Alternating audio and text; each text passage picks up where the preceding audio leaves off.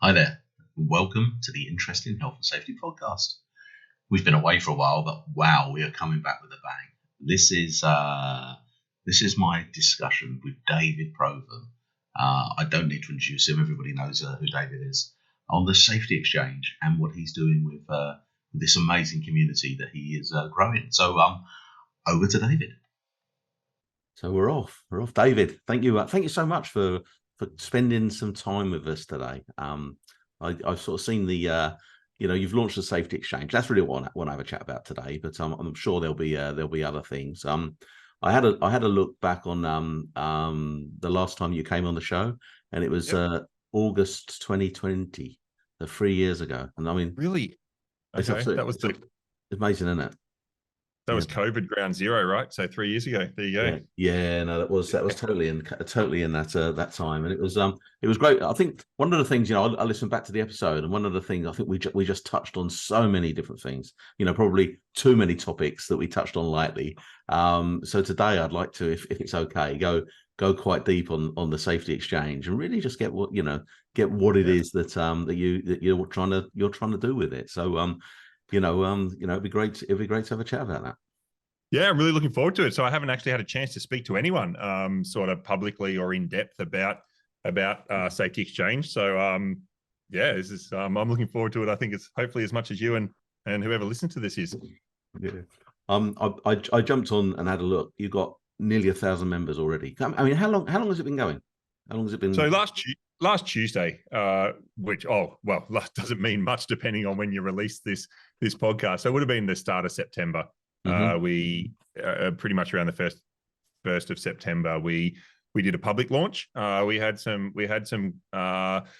friends and family, let's say, in the platform for a month or two before, trying to add content and trying to play around with it and trying to get it so that, like, when people first jumped in, it wasn't just a blank page. There was some content in there and people could sort of get the look and feel of it. But yeah, it's a week, so it's pretty fresh. Yeah, I mean, so to get to get 1,000 people interested that quickly, I think it's just an absolute credit to you. And I think, I mean, one of the, when I dropped you a note and said, "Do you want to come on?" It really was, you just when you do things, you just seem to just do things right.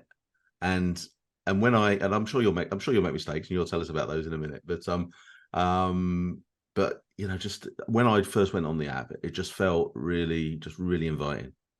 That was the thing for me. It was it challenged me to think about what it is I wanted to put on there. And I think, but tell us your view on it. That's my view on it. What was the purpose? What was the purpose of this? Yeah, I think and I was going to use the word purpose because I think it helps you do things hopefully well if you have a really clear sense of purpose of what you're trying to do. I think I mean, this was really about an opportunity, or trying to make an opportunity to connect the global safety profession. I've been fascinated. I mean, I've only ever worked in the safety profession. Many listeners will know that for more than 20 years, and fascinated enough in the profession to do a PhD on what is our role and how to design safety teams and now I'm involved in a lot of professional development work through Safety Futures with safety professionals all around the world. And, one of the things that I just see as incredibly powerful is a sense of, in anything, is a sense of community and a place where people can go and feel supported, feel encouraged, feel valued and valuable. So, LinkedIn was really that outlet for people. Let's be honest. A lot of us have connected through LinkedIn, but more and more people were telling me that it was just not a space where they felt safe enough to contribute, at the risk of just being, keyboard worried, back into their box. So the number of people that I think are following what's going on LinkedIn, but not engaging in the conversation really limits all of our learning. So that was really it. Can we create a community space where everyone can kind of learn and share together, that's sort of just dedicated to how we improve the safety of work? So here we are. Oh, fantastic! And I think there was two words you mentioned there. And one of them is that safety element, isn't it? It's being able to put down a view or an opinion or whatever it may be, and almost not be attacked, because because to be fair, I look at LinkedIn and with Anne and with me Ed sometimes, and people, most people that try to do stuff are only trying to do things for best intentions, yet they can get vilified for it, and it's it's tricky. It is tricky, and the hope is that we can create a space that is different than social media, and really focus on community and support. And there's definitely some large communities out there in the safety space, like Alana Ball's Women in Safety Network. I think she's got 4,000 safety professionals in that. There are some spaces out there which seem genuinely safe communities for people to be vulnerable, for people to share, for people to learn. So we're hoping that this can be a place that works, right? Otherwise then I haven't done my job, and all of the other hosts on the platform haven't done their job of making sure it's a space like that. Yeah. Can we chat about a little bit about some of the hosts? A little. I mean, obviously they're not here, but you got Jason Van Shee, is it? Is that Shee? Yep. I may have got that. So what does he bring into the what's he bringing to the table then? So just on the host. So one of the things that so maybe if we go back to go forward, one of the things that I found is that there was a lot of community spaces popping up. So I was in at least a dozen different WhatsApp groups in relation to safety. I was in LinkedIn groups. I was even in some Facebook Messenger groups and a whole bunch of things. So the phone would just be pinging all the time about different things, and people would share something in a WhatsApp feed, 4 weeks ago, and then it'd be like, oh, that's right, someone shared that. I want to kind of go back and look at and so none of these platforms really supported, I think, the way the community wanted to engage. So the first thing was that to create a space where you could look and filter and find the things that you wanted to find. Yep. And only be engaged in the conversations that you wanted to be engaged in, not just have this endless LinkedIn feed of all the people who've changed jobs in the last 5 minutes and all the ads and everything.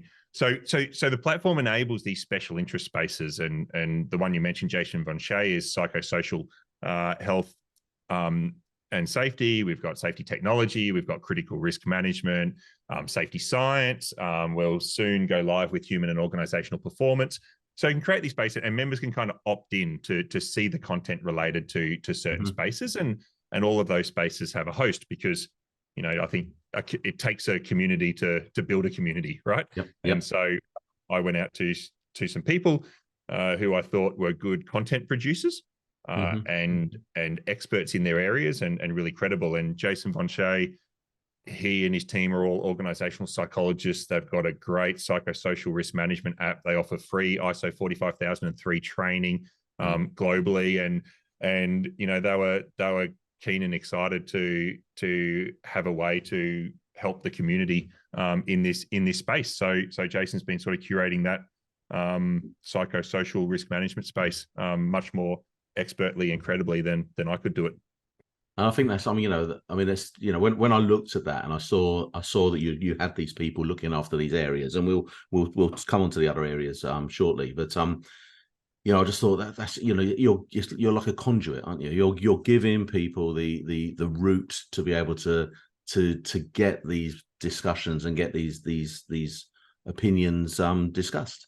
And I just love that. I love that, and rather than it all coming through, if it was all coming through you'd just pop. Well, it shouldn't anyway.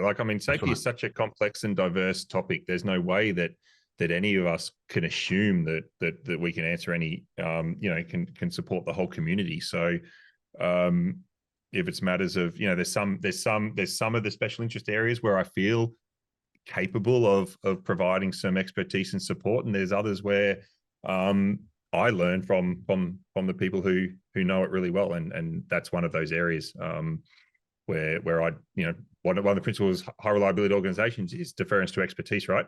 And part of deference to expertise is to understand the limitations of your own. Yeah, no, definitely.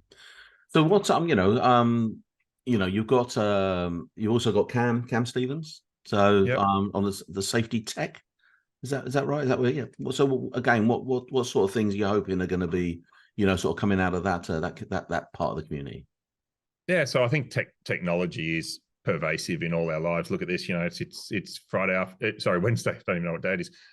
It's the afternoon in Australia. It's the morning in the UK. You and I are having a fantastic conversation enabled through video technology. Maybe even pre-COVID, like 5 years ago, this think how far it's come. And so what I'm hoping in the safety technology space is that people, I think safety professionals need to become technologically literate. We actually need to understand technology really, really well for two reasons, or three reasons maybe. One is because it can enable us to be far more effective in our work, just by leveraging technology. Secondly, because there's technology solutions which can significantly reduce risk in our operations. So using finding new risk reduction controls.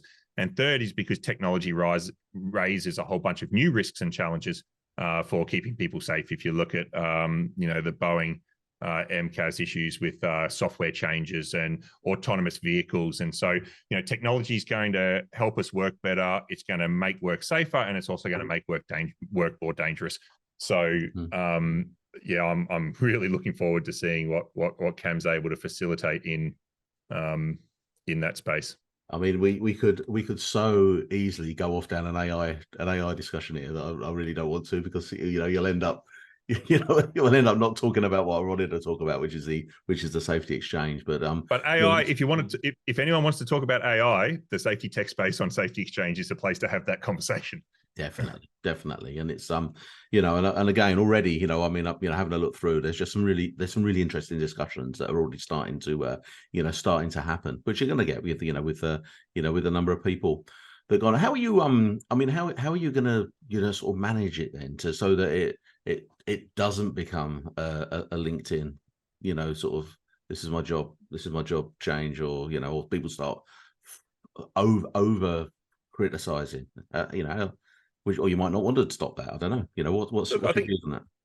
I mean, I think it's like with anything, we don't know how the community is going to use the technology and what parts of the platform the community is going to find the most value in. One of the things that we did do was not just walk into this thinking that we knew how to do it, right? So the platform isn't something that we've designed and developed, right? It's white label software. It's out of a company called Mighty Networks in California. The platform's called Mighty Pro. We pay a subscription for the white label platform that's kind of infinitely configurable. Yep. But a lot of and they run some very successful communities on these platforms with hundreds of thousands of people in, like art appreciations, Harley Davidson motorcycle, like a whole bunch of special interest communities, of which safety is no different. It's a special interest community. So the mechanics of the platform, we know can flex and bend, and we can adjust it to do that.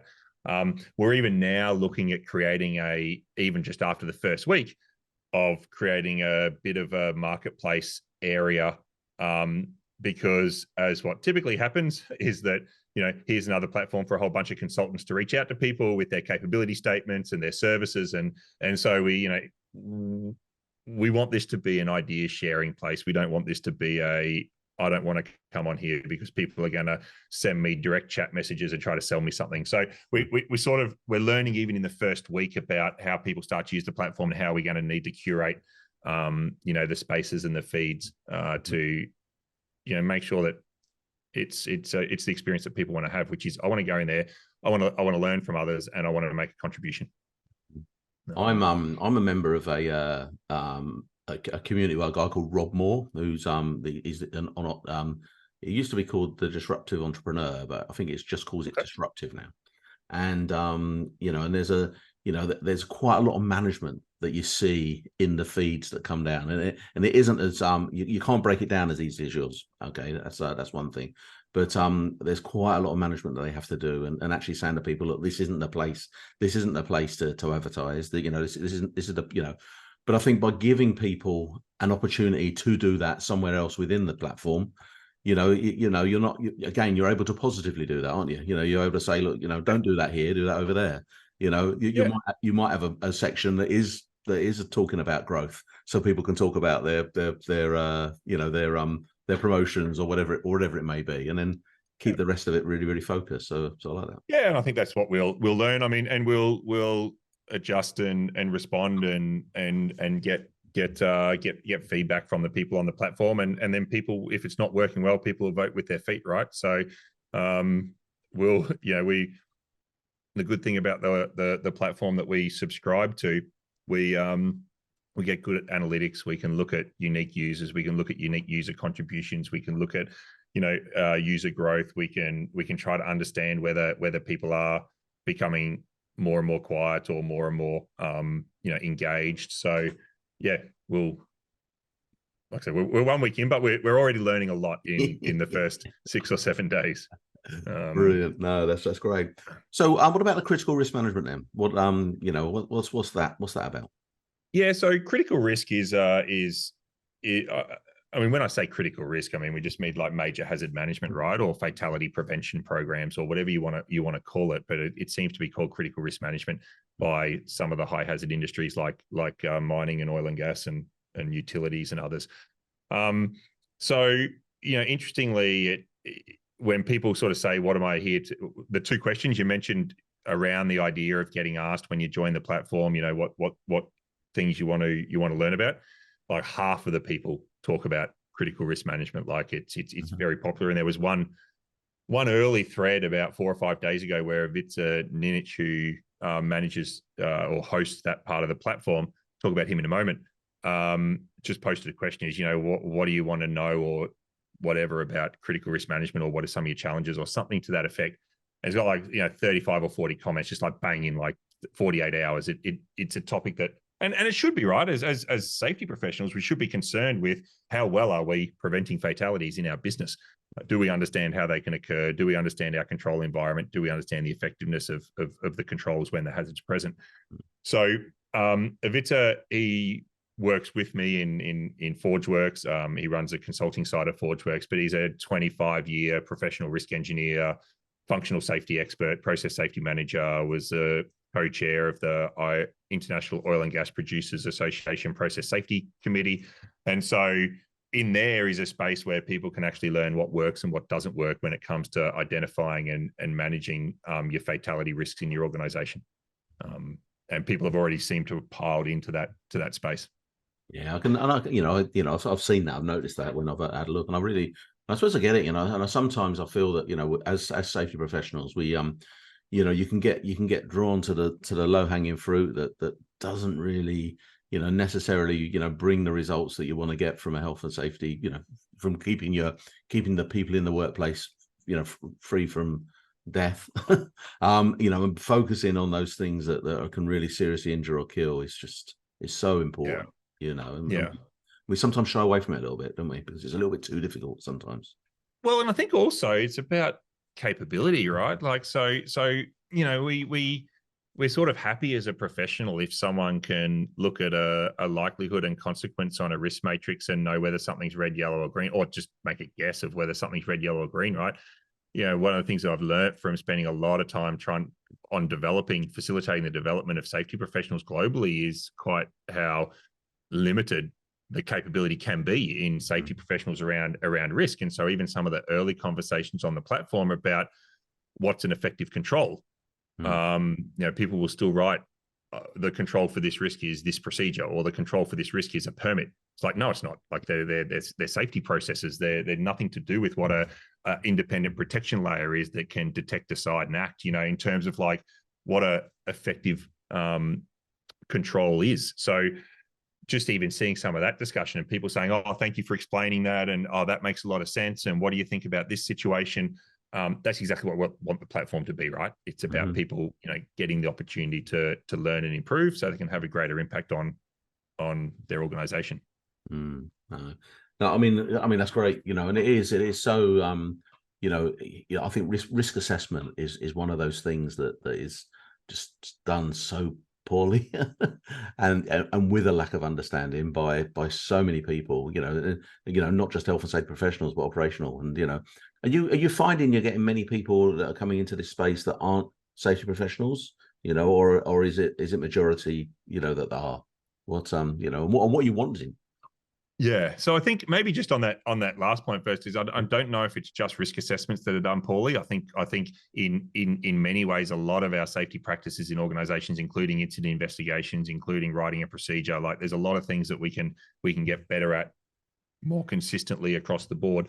I've had a few messages from a few colleagues. So most of the growth in the platform has been through a couple of LinkedIn posts. So it's a bit of an echo chamber of my community in some ways, even though our hosts have done a great job at also pushing out to their own networks.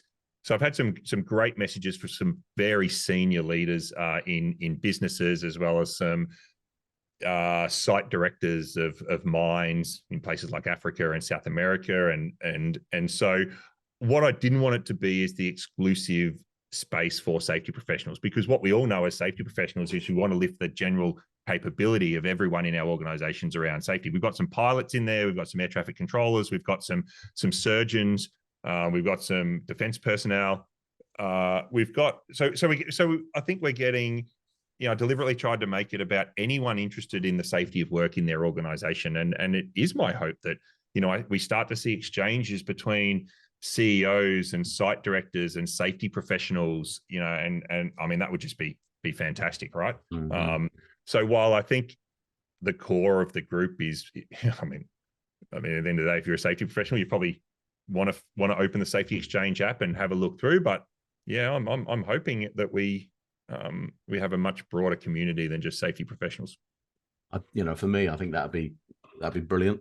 To get because what you're then going to get is you're going to get a slightly different perspective to things, and that's what's important, isn't it? That we as professionals can because I'm a health and safety professional, but we can see things from other people's perspectives, and and so getting that input, I think, is really valuable.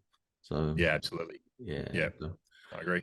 So there's this other guy, then David Provan, who does the safety science bit. Tell us what's he all about then? So look, that might be a bit of a placeholder. We'll see. So just in the last day or so, because everything is quite fresh. So and Dr. Drew Ray is going to help me with the safety science space. I'm also hoping that Ben Hutchinson gets more involved. For those who don't follow Ben on LinkedIn, he does sort of weekly summaries of amazing summaries of papers as well. So I'm hoping over time. How does he get time to do that? I don't know. It's unbelievable, isn't it? But I am hoping over time. Well, he's doing a PhD or finishing off his PhD, so it sort of is an expectation that he's reading papers at the moment. But he's reading a whole bunch of stuff not related to his PhD, which I never personally found the time to do. And I think that goes to show that I'm hoping that these spaces end up evolving. So there's almost like a panel of hosts, so that we've got 5 or 6 credible people from around the world of all genders and races and backgrounds that are that at least there's this panel, so that they can moderate the space, not in a way of shutting down ideas, but in a way of making sure that the information people are getting in the space is useful and credible, and to the extent that anything is right or wrong, but to the extent that things can be right. So I've stepped into safety science with Drew, and yeah, so it'll be up to me then in that space to post some interesting content and respond to chat messages, and see how many people want to follow the safety science space.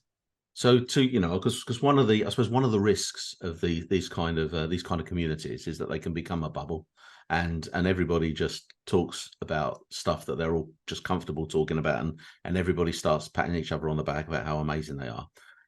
How are you going to keep track of that and stop that? Is that going to tell me how are you going to stop that? So I think there's always that risk of an echo chamber, right? And people come to the platform because they feel like they're going to find like-minded people, and we know to learn and grow, we also need people who think very differently to us, right? And challenge the way that we see the world. So I'm hoping that the hosts in the different spaces, that they pose some interesting questions that can generate diversity of viewpoints and discussions. Like, what are some of your biggest challenges with your board of directors, and start getting all these different perspectives around things. So I'm hoping that the way that we pose content will be interesting. We haven't quite got there yet in the first week, but there's quite a lot of functionality we're not using yet. There's lots of capability for events, online, live sessions. Like we could be recording this podcast we're doing right now, and we could be live streaming this to the Safety Exchange community right now. Okay. So there's a whole bunch of things that we can do, and I think it's just making sure that there's a constant infusion of new ideas and thoughts into the process. So look, any ideas for how to make sure that happens would be also most welcome. Yeah, I mean, James McPherson and a guy called Sam Yep. Neil and myself set up a health and safety network, and Yep. it's never really. I suppose it was for a while. It was absolutely amazing. We were the conversations that we were having, because it was all done over Zoom like this. The conversations that we were having were just just jaw-droppingly good, and keeping that caliber of conversation going. I think one of the things that happened is the better we got, the more the expectation was, and to be fair, it hasn't worked out quite as we wanted, but I think we almost tried to do too much too soon, and I think that's one of the risks. But I think some of so just even on that, so there's a sort of a clubs and association functionality on the platform which lets you have either an open group or a closed group. So you could bring your group onto the platform as a closed group, invite only, and you could engage in the conversation on that group. You could link out to other posts. You could post recordings of your Zoom sessions together. And there's a whole bunch of groups and clubs that are going to kind of come onto the platform, because it's just, again, bringing things into one space. So, I think it is always a challenge to keep something fresh and interesting. But hopefully there's enough content as the platform grows out that there's always something interesting to talk about. I hope so anyway. Yeah, no. I think one of the real successes that we had in a week, and we're still, it's still going. We have in our community is people being able to share their wins, the things that have worked well, and and again, sort of seeing that kind of stuff in the community. I think it's really important, because there's a lot of doom and gloom around health and safety, isn't there? I think as safety people, we always want to be better, right? And we always know we need to be better, because people are still getting hurt at work. So not that may be the only way that we judge our success or effectiveness in safety, but at the end of the day, we all want more, right? We all want things to be safer than they are today. So, it makes us sort of seek out problems and challenges potentially more than we do want to seek out wins. But I agree with you entirely. I think this community is very much about sharing what works, right? And that's what I hope. I hope more of the conversation is about, I think I'm doing this in our organization. I think we're doing this reasonably well. Here's how we've done it. Here's what we've learned along the way. And here's what I think others could take from this. I think when we talk about some of these live stream events and that, I'm very much hoping that we center a lot of them around sharing things that, have made a difference in the positive. Now, I've started to see an email that's coming out that is it like a sort of summary or something like that, or it might be I don't know if it's an email or whether it's a post, but what's the idea behind that? Do you? It's interesting. So one of my team, Nathaniel Bagora, has been kind of like the architect and the energy behind getting to where we are today. So I'm gonna. So there may well be functionality that I don't know and understand. But we did have to decide somewhere when we were putting settings in the platform, which is, should we send people a daily email or a weekly email or a monthly email with snippets? And I'm pretty sure we landed on potentially a weekly email with, here's some things you might be interested in, just as a way of, if you haven't been in the platform a week, it's just another prompt. Now we're going to learn a lot whether people like receiving emails or not, but I'm pretty sure that's that functionality, which is, here's what's happening on the platform in the last week, with the hope that it just encourages people to, maybe it's a prompt for engagement. I think it's, again, it's really, for me, that is really valuable for me. That if there's, because I'm not going to be able to be on this platform all the time, scrolling through, seeing what everybody said. And so, so having some kind of précis or whatever of what's gone on, I think is going to be really cool. So getting that along. And doing events is, I like the idea of events, really, to be honest, as well. So one of the cool features that I'm already using in the last week in planning travel is you can actually look at the members, and I don't know if you've seen along the top, but you can look at members near me.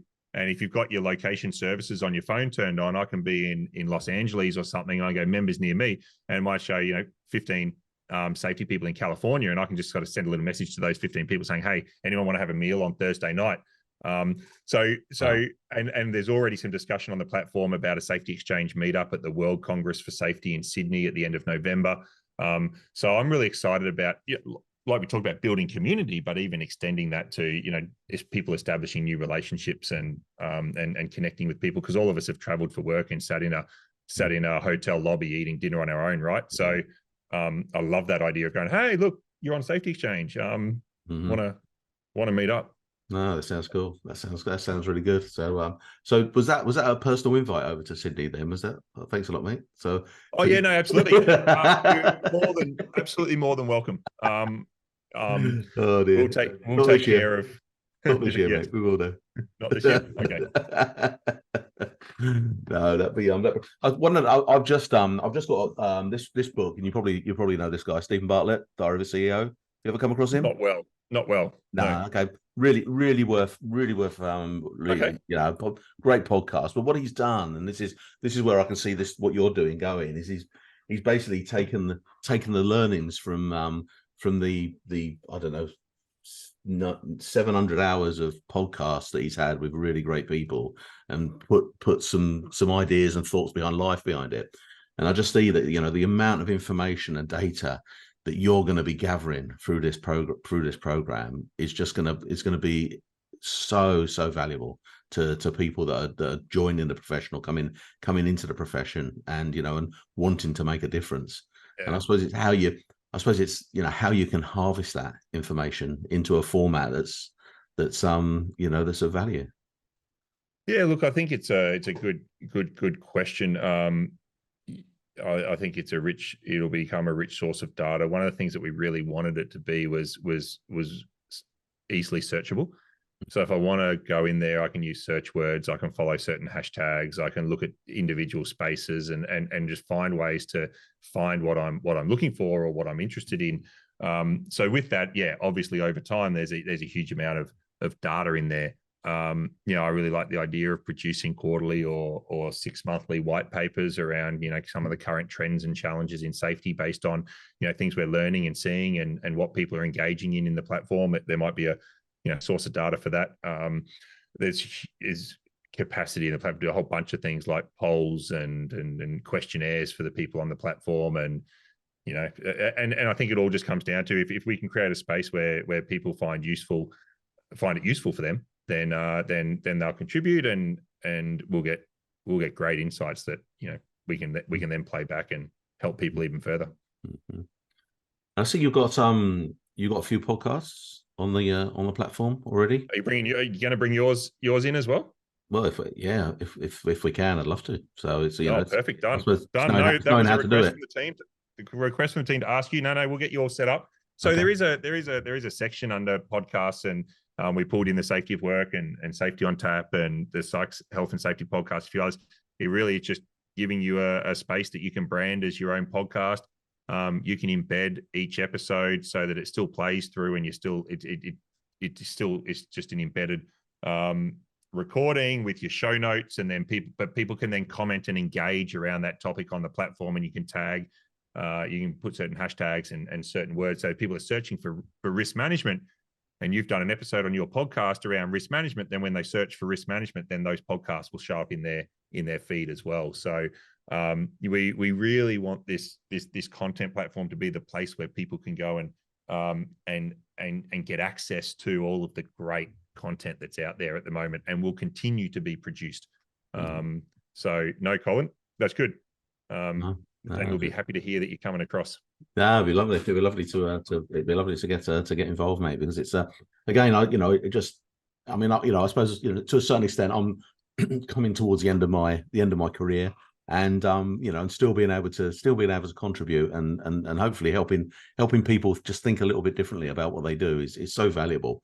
And and the podcasts that you've got on there have been really helpful to me. in my journey. So to sort of sit alongside that would be really cool.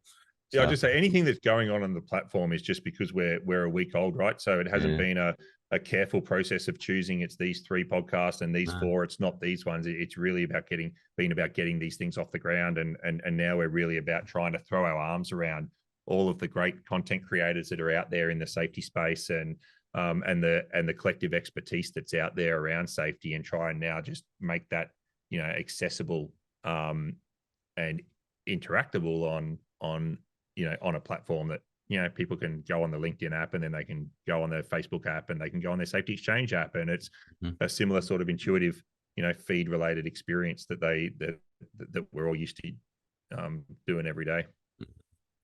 No, I mean, for me, absolutely wonderful start. It's really, really great. There's loads and loads of content on there already that that get you thinking and get you just challenge and that's that's so cool to see. So I think the experience that I had yesterday, and I was sharing with the team last night, was I really want people to give me feedback, right? Give me what do you want this? What do you want this to be? How's it going to be most useful for you? So when I did my first LinkedIn post last Tuesday, I just said, jump in the platform and send me a message and just say g'day and hello for those not in Australia. Say hi, hola, whatever. And I 4 of those messages in a row was someone in Nigeria, someone in Singapore, someone in Brazil, and then someone in the UK, and then someone in Australia. So 5 messages in a row just came in, and this was like and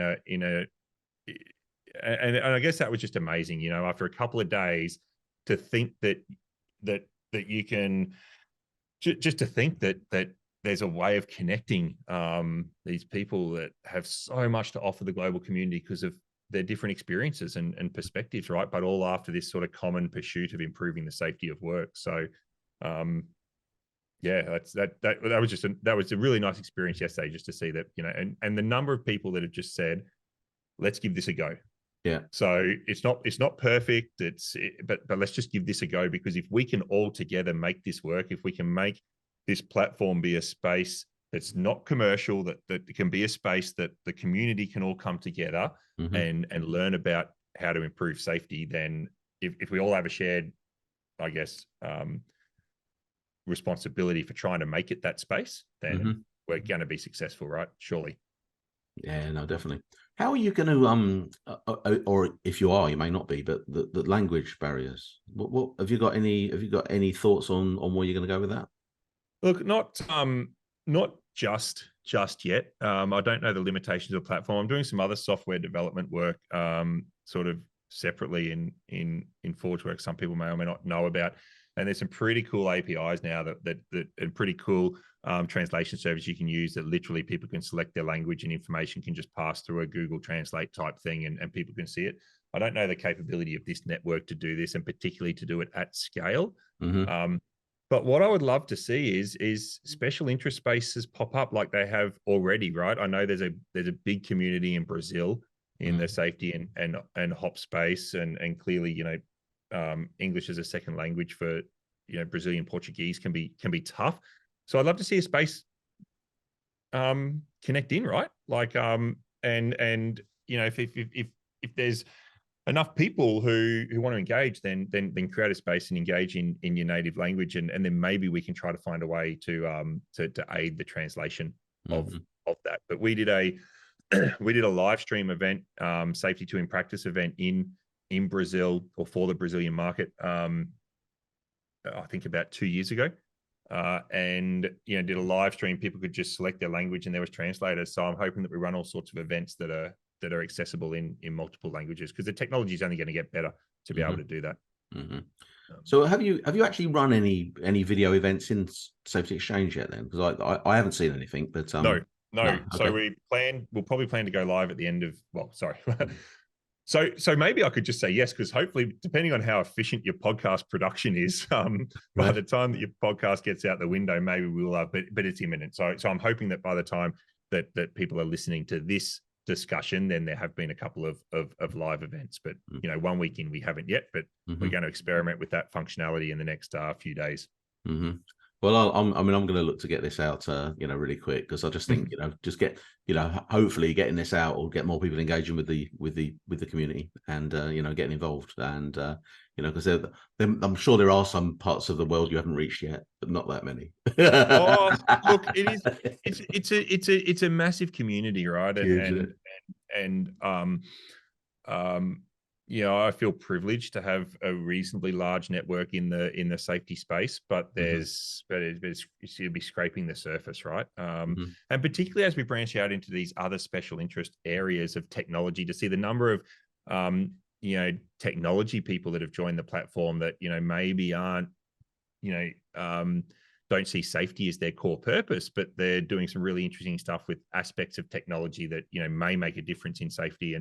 And it's just about creating, just expanding the community as big as we can, right? Yeah. No, bro, that's brilliant, man. Brilliant, and long may it last. Keep on pushing. What what are so what are your sort of your key I suppose milestones that you want to achieve with this over the next sort of 3 to 6 months? Then what are you hoping to get sorted? Yeah, so it's a good question. I think the size of the community and the engagement of the community are two things that are important. I think you're right.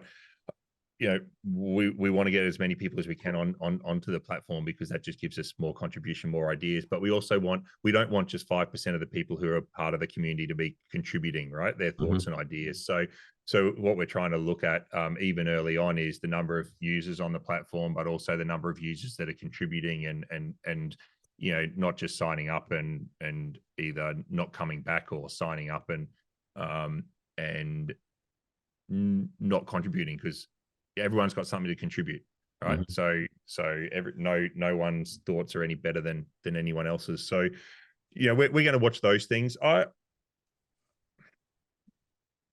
always tend to try to think big, right? Try to think big. I mean, I'd love to have 10,000 safety professionals on this platform in 12 months, right? That would be something that I think that would be evidence that it's something that the community finds valuable, right? Because to get that sort of number, it would have to go outside in my immediate network. So I guess that's where we'll look to head first. And to do that, we obviously have a huge focus on the content that's going onto the platform. So I actually just ordered some new vlogging camera gear today, actually, to get out and about and get on the road and try to keep finding interesting people such as yourself to talk to, keep finding interesting things to share, and just hopefully it the Safety Exchange started, the idea of Safety Exchange started as a YouTube channel. And you mentioned James McPherson, and a little bit was obviously James had tackled YouTube early with rebranding safety, and you just jump on YouTube and you search safety, and there's very little useful content. And it's been interesting how podcasts has evolved, that I think some people who put their podcasts on traditional podcast apps or onto YouTube now get like a 50-50 download. 50% of their listens come from YouTube. So that was the original idea, but then that's a very one-way sort of passive communication, and I don't learn too much from just putting my thoughts out into the world. So then it was much more pivoted. Safety Exchange idea much more pivoted to be not just about a one-way, but very much and the idea of Safety Exchange and the branding behind the Safety Exchange and was all about an exchange of ideas, right? This has to be two-way. It has to be a community that's exchanging. And I just take the chance on the branding. The branding people that we work with are just amazing at Grosco Lab, Laura and Ben, and they've done the ForgeWorks branding, and they did the Safety Exchange branding, and the little percentage sign. And I don't know if it's back to front, but we put this percentage because it was this idea that our lives revolve around capital markets and stock exchanges, which is all about percentage rates of return, right? So this is a little play on that. Safety Exchange is a play on maybe Safety Exchange should be more central to our lives than the stock exchange, and the percentage symbol is a reverse. Let's stop sort of worrying about the percentage financial return we're getting and inverse that and worry a bit more about the percentage safety return that we're getting through creating this exchange type platform. So anyway, that's just a little bit behind the branding, because I don't think I've told anyone, or I don't think anyone knows anything behind the branding. So you've got an exclusive there. Oh, that's brilliant, mate. I mean, and the thing is getting into the hearts and the heart and mind of these things. It just really talks about the vision and the values, isn't it, of what it is that you're trying to do here. Is there any more that you want to sort of touch on that then? From a values perspective. Look, I think, and we talked about. So there's a few things that I'd probably just reinforce is that, or not reinforce, but hope. Let's just say I'd hope for that it is a place where people can find a community, right? That and for it to be a community, it needs to be those things that make up a community. It needs to be supportive, and it needs to be safe, and we. So we want to make sure it's like that. So don't come along unless you want to actually be part of play your role in making it that type of community, and then provide feedback. So anything you see that could be better, could be different, could be added, could be taken away. It's so easy to chat, and I'll get a notification. You send me a message and I'll get a notification on my phone. Right. I must admit at the moment I'm 30 or 40 messages behind, but I'll take care of them tonight. But look, if people can all feel a collective responsibility for making this work, then that's what I hope. Yeah, and being able to pick out members. I think there's one of the guys who's been on my podcast a couple of times, but I just love the stuff that he's doing, where he's taking a lot of the ideas that we talk about and actually putting it into practice. A guy called Josh Bryant, and and I'm just being able to reach out to someone like Josh and just have a chat with him, about stuff. I just think it's really cool. So Josh, and for those who don't know, Josh is based in Australia. I know Josh quite well. He'll be one of the hosts of the human organizational performance space. He's been on the platform for the last couple of months, starting to curate that space. He is definitely, in my opinion, one of the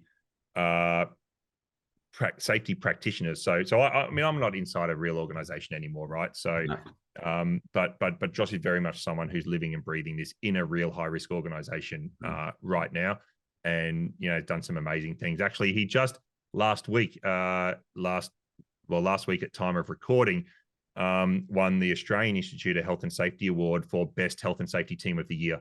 Wow. As the leader of that team, recognizing the work that he and his team have done in supporting and enabling their organization to understand work and make it safer through the application of a lot of the things we talk about in HOP. So he's also just co-authored a book with the Brents and Jeff Lith around the 4Ds as well. So onwards and upwards for Josh. So, but he's central to Safety Exchange now as well. That's brilliant to hear.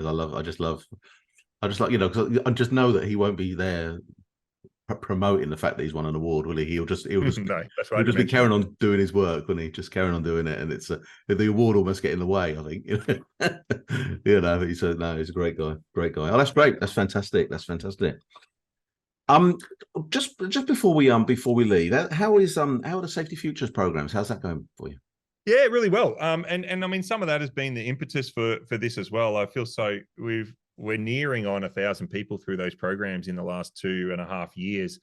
We've got one going on right now with in sort of a third of the way through, with about 160 people in it from just all over the world, right? Just all industries, or usually 30 or 40 countries represented on these programs.